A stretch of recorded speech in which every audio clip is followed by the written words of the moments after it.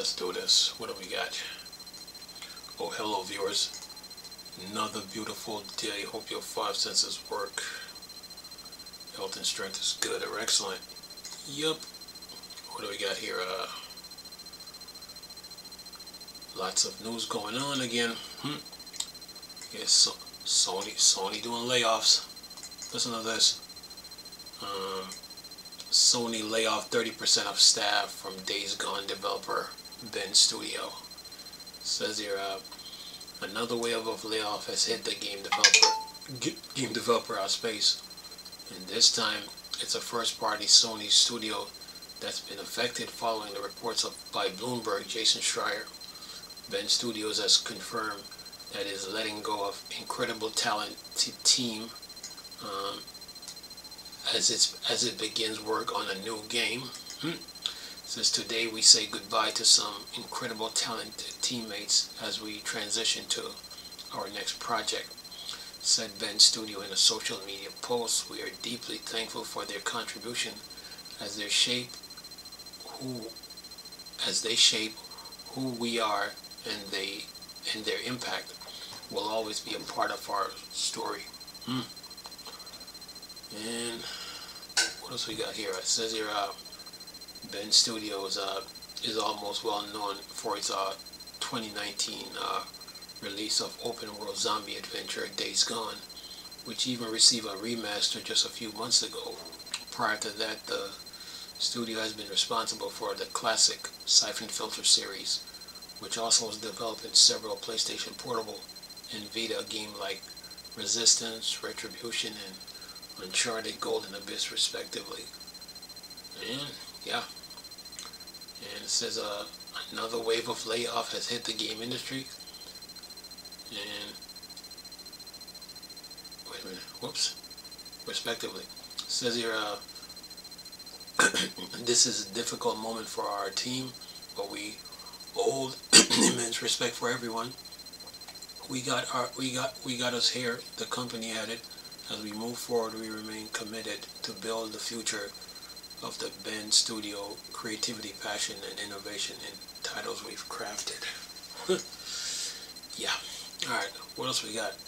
Okay, let's see here. Get a best wireless controller for PC is now even more affordable. Let's see here.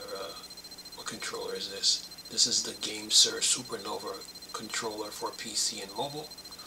$44.99 at Amazon, 25% off. Alright, what else we have here? On the news, let's see, GOG Store introduced one-click mods, feature with support for Fallout and Fallout London and others. It says the GOG Store just announced a new feature to its platform that it's calling a new era for modding, revealed at the PC Game Show. GOG one-click mod function, exactly like it sounds, like letting PC gamers browse, install, and play community creation easily without jumping through hoops. Mods are an essential part of video games preservation, allowing you to relive your favorite stories in countless possible ways, says the GOG team today. Mods management, however, is not for everyone. Digging into the game files, installing requirements, restarting the game thousands of times, make it crash every time, but no more. Unlike other modding platforms that let everyone upload their creations and let the user work out the details, GOG version is curated experience by working directly with the modding team. The popular DRM Free Store staff will be making sure that each of the mod available work instantly with the game, with no need for additional research or on installation. Alright, got a YouTube video here too, so I will leave it. Alright, let's keep moving here. What else we got?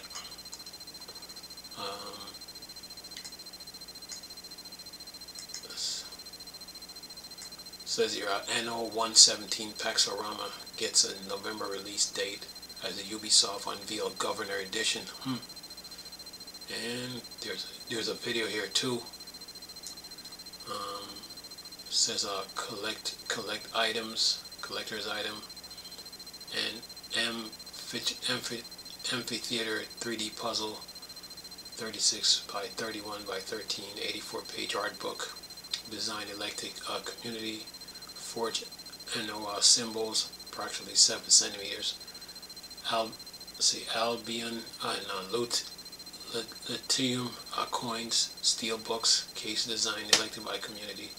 Town criers, letters, 21 by 30 centimeters. Tessa Word blueprint. Digital content. It has 3 lithograph, 30 by 15 centimeters.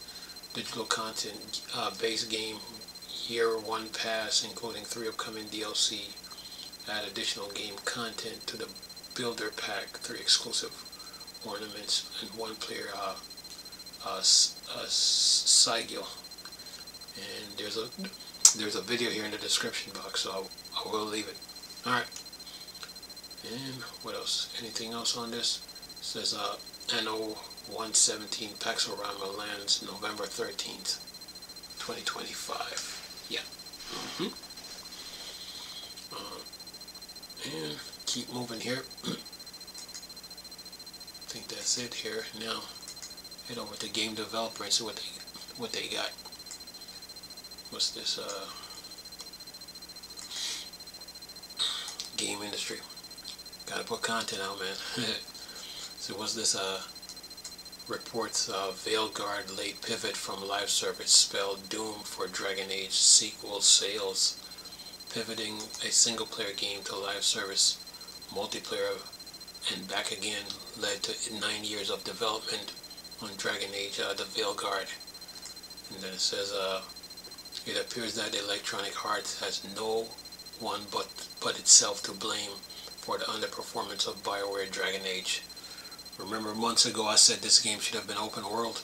It says here the Veilguard, a new report from Bloomberg News detailing the game tumultuous development alleges that for the last decade BioWare Stories Dragon Age development team was subject to major development pivots that doomed the game after a failed stint at turning the series into a live service multiplayer franchise. And then it says, according to the report, the Veilguard began life as a single-player follow-up to Dragon Age Inquisition in 2015, which was converted into a live service game in 2017, then turned back into a single-player game into 2020, leading to a nearly 10-year development cycle. Astronomically inflated the game budget. The pivot away from the live service wasn't an inherent death, but nails for the games. But sources speaking to Bloomberg said EA didn't give the Dragon Age development team the time to manage the transition. Then it says the team was only given a year and a half to convert the 4th Dragon Age game back into a single-player story-driven game, a hellacious feat that normally would have required a proper period for pre-production to lay out a new version for development. Developers reportedly worried that the short runaway and multiplayer frameworks, which limits the scope of the series' trademark branching narrative choice, limited their abilities to cook up new stories and quests. Like I told you guys before, this Dragon Age the Veilguard should have been an open world game. I remember months ago I said this. Should have been.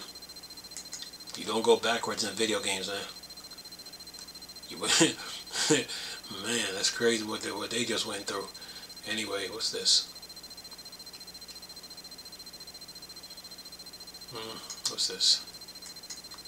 Yeah, you don't go backwards in video games, man. That game, Dragon Age the Veilguard, should have been an open world game. Let's see, lethal learning from Hitman Prep IO for making 007 First Light. It says the IO chief technical officer explained why Bond goes further than Hitman with the agency's fantasy. So I can get a piece of this here. Long article too. Let's see what they talking about here. 007 First Light is developed by IO Interactive. First attempt at working on an established IP with the James Bond franchise, and it also an appropriate pairing. The Hitman series is all about embodying a man of mystery who uses his cunning along with an array of weapons and gadgets to complete missions. So seeing the devs at IO Interactive apply their slick, open-ended balance of action and stealth to James Bond seems like we're in store for an evolution of the Hitman structure on a grander scale. And they say during the Summer Game Fest 2025 we had an opportunity to speak with IO Interactive Chief Technical Officer Ulyss Karadimir about the making of 007 First Light, in addition to giving some details on the upgrade engine that IO Interactive made for their dive into Bond. The CTO explained why he returned to the company following his departure to lead the upgrade of IO Interactive Glacier engine, and why their Bond game offer a great degree of freedom than the Hitman series. Says I left in 2014 to work as Vice President of Engineering at Unity during the development of Hitman 2016, but in the last year I had come to the office to see what they were doing, and the first thing that Hakan B. Barrett, Abrak, CEO of IO Interactive, showed me was the James Bond game. And Karadimir said Karadimir, he knew that I really wanted to work with this franchise, so he showed me the game, and then he asked me, do you want to come back? And I was like, yeah, I think so. With everything we have planned, with the scope and the increased agency, yeah, I think this is the right game for us. Anyway, and then it says 007 First Light focus on the origin story of Bond, who appeared as a 26-year-old recruit from Royal Navy into MI6. The pitch is heady throughout his mission with the secret agency. He utilized a variety of gadgets, stealth tactics, weapon skills, and even social engineering to overcome odds against him. Yeah. Anyway, keep moving. See what else we got here. Okay, Switch sold to 3.5 million. Anyway, see what's this.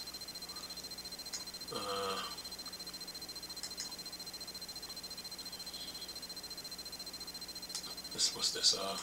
Embracer CEO Lar Wingfour to become executive chair and focus on M&A. Says here, Embracer Group co-founder and CEO Lar Wingfour, who helped turn the company into a layoff and advertisement powerhouse after an ill-fated merger and acquisition spree, is transitioning roles so he can focus on strategic initiative, M&A, and capital allocation. Wingfour will officially step down as CEO on August 1st, 2025, and is proposed to be appointed as executive chair of the board of Embracer. He will be replaced by Embracer's deputy CEO Phil Rogers, who also leads Crystal Dynamics Eidos as CEO. And then it says, in a notable changing of the guard that comes with Embracer attempting to right size after massively reducing its headcount and studio footprint by enacting a brutal restructuring program that resulted in high-profile divestment, mass layoffs, and widespread studio closure. Lar Wingfour was at the helm during that tumultuous period, but also oversaw the mammoth M&A spurge that eventually resulted in those rampant cuts. Restructuring. Alright, what else we got on the gaming news? Yeah, gotta keep you guys in the loop. What's this? Switch 2 exclusive Splatoon spin-off was just showed and announced on Nintendo today. Alright, so Splatoon is getting a spin-off. Let's see, a new way to get discovered. Apple pitches its new game app to developers. Yeah, the game industry. Gotta keep you in the loop. What's this? Apple Games is a unified hub that will let players engage and discover titles across iPhone, iPads, and Macs.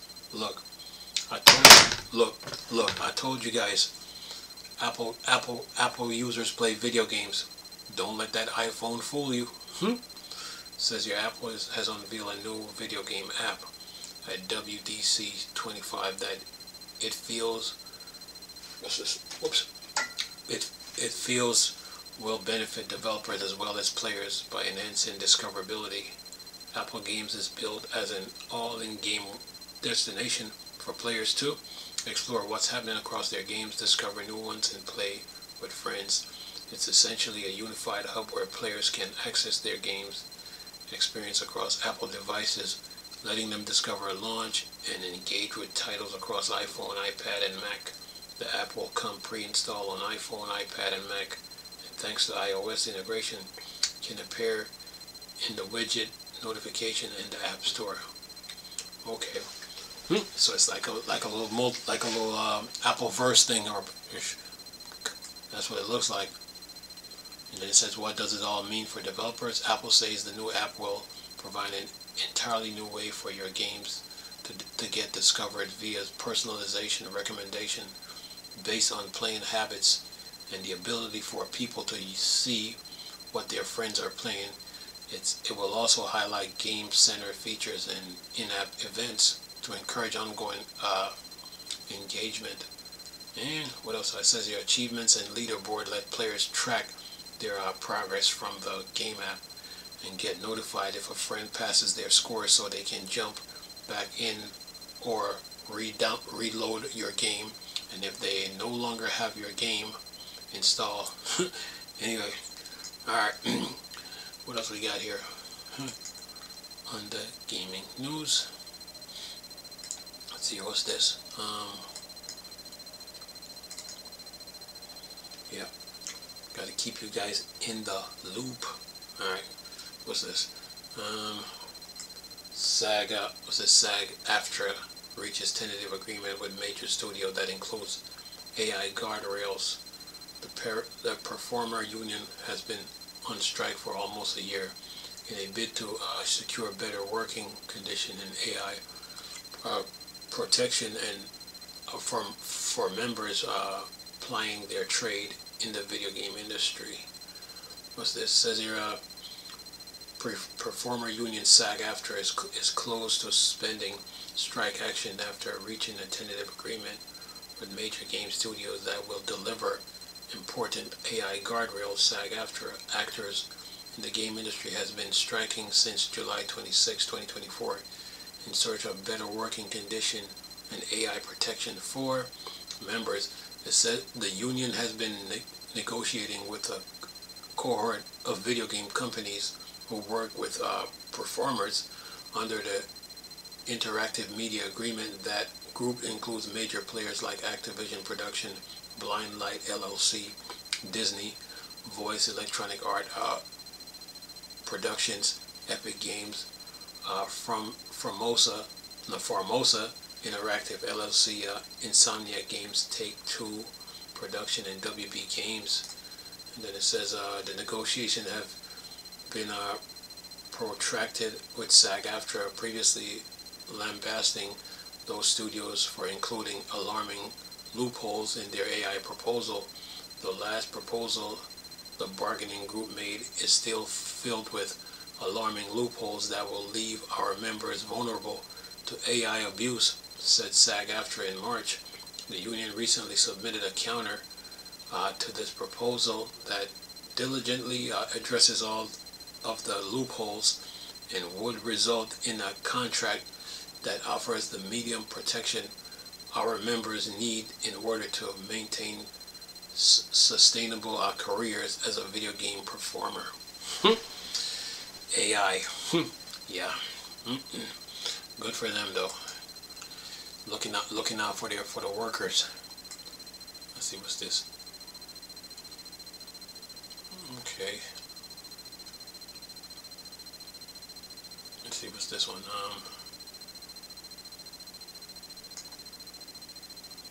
Let's see here.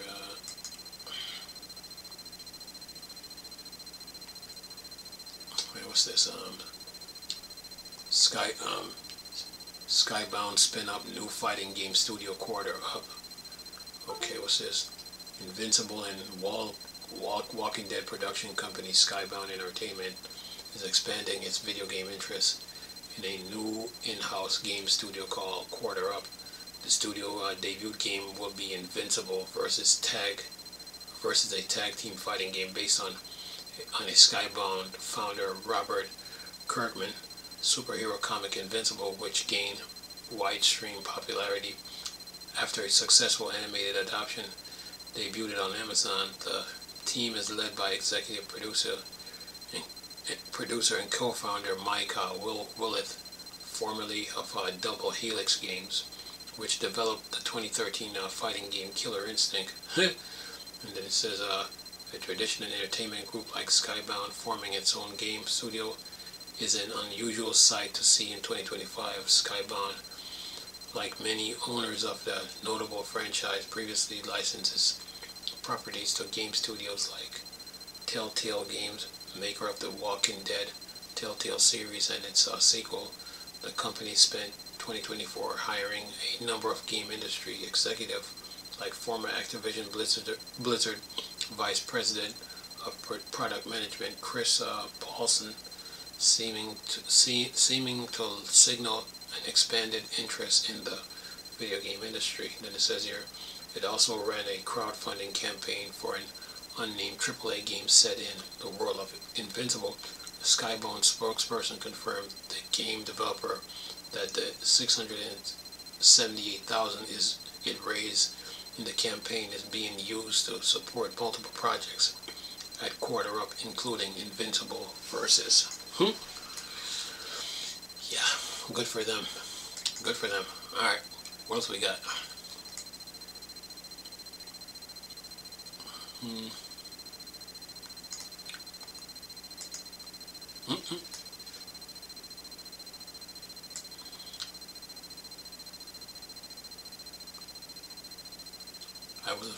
I was afraid of him. French court hears harassment allegation against former Ubisoft execs. 3 former Ubisoft executives are standing trial in France after being accused of sexual harassment and bullying their co-workers. Says here, a French court has been told how 3 former Ubisoft executives frequently abuse their power to sexually harass and bully employees. As reported by The Guardian, those accusations have been leveled at former Ubisoft Vice President of Editorial and Creative Service Tommy Francois, former Chief Executive Serge Hascote, and former Game Director Guillaume Patrix. All 3 stand trial in France after being accused of workplace misconduct and rampant harassment by multiple women.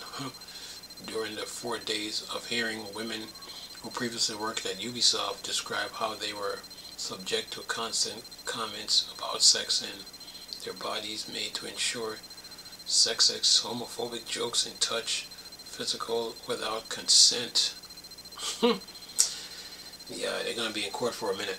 It says some women discussed the specific instance of abuse and told the courts how they were tied to their chair, forced to do handstands, and made to listen to pornography being played in an open plan office. Yeah, like I said, they're gonna be in court for a minute. Let me get going here. Yeah, they're gonna be in court for a good minute. Yeah. Self-control is a must, man. Okay, what's this?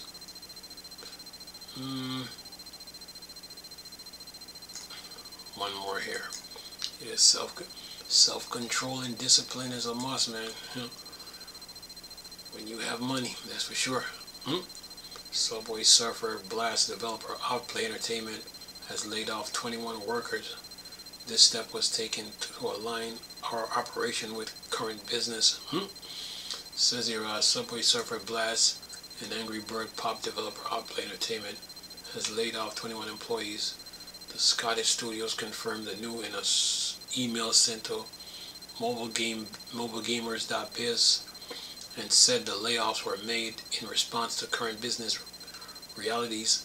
The step was taken to align our operation with current business realities and to support a strategic shift towards partnering with publishers for future game releases, wrote Outplay CEO Douglas Hare in a small email. This was not a decision we took lightly. We are incredibly grateful to the talented individuals affected, many of whom have made lasting contribution to our games and cult. We are doing everything we can to support them through this transition. Yeah. Alright. What else we got here? Outplay was established in 2010 and is based in Dundee. The company styled itself as the largest independent mobile studio in the UK and claims its roster of titles has amassed over 160 million downloads to date. It now joins a chorus of other studios across the world making layoffs. Alright. Okay, keep moving. You know, the game industry. What do we got? Come on. Alright, now, what else we got here? Got to keep you guys in the loops, man. Yeah, when I got into this, I didn't trying to figure it out. I'm like, all right, let me see what I can do. Okay, let's see here. What's this? Oh, come on now. Okay, let's go here. Let's see who we got. Okay, that's game developer. Okay, eTechnics. What you got? Yeah, I'm almost done here too. Okay. Okay, what's this? Xbox Game Pass surpassed 35 million subscribers. Okay. 35 million and counting. Let's see, what's this? Xbox Game Pass. Okay. Okay, alright. Let's see, what else we got here? On the news. Keep you guys in the loop.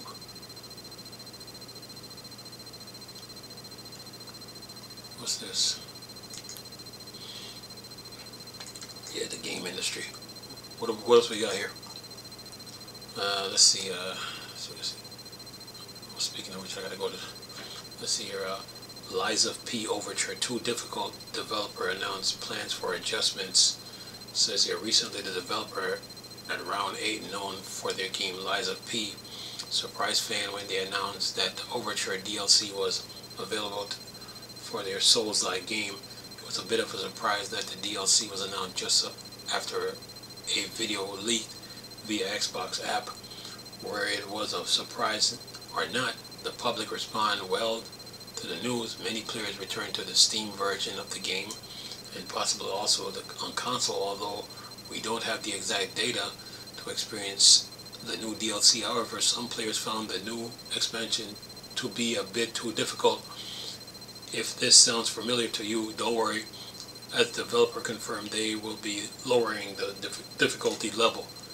And then they say, the game director, G1 Choi, confirmed that they have received feedback from players, reveal what changes will be made to Lies of P Overture. The main focus of the change will be on the combat experience. Some areas of the game didn't quite turn out as the team had hoped, so they will be adjusting them. In addition, the difficulty of our battles will be reduced. However, this won't happen right away. These battles are core of the game, and the team needs to test the changes carefully. This means there is no set date for the update. And Troy also mentioned the development team is taking their time to improve the DLC and deliver optimized version of Overture. They want to ensure the game combat experience is enjoyable for all players. Some people don't like a challenge when it comes to these games, man. These games test your skills. Your wits and your intelligence, man. Oh yeah. I'm sure they can complete it. Okay. Alright, we did that already. Did that. What's this? Did that. Okay, we talked about that already. Alright. Anything else before I go? Yeah, gotta put this out quick. Yeah, got you guys, man. Okay, what else we got here?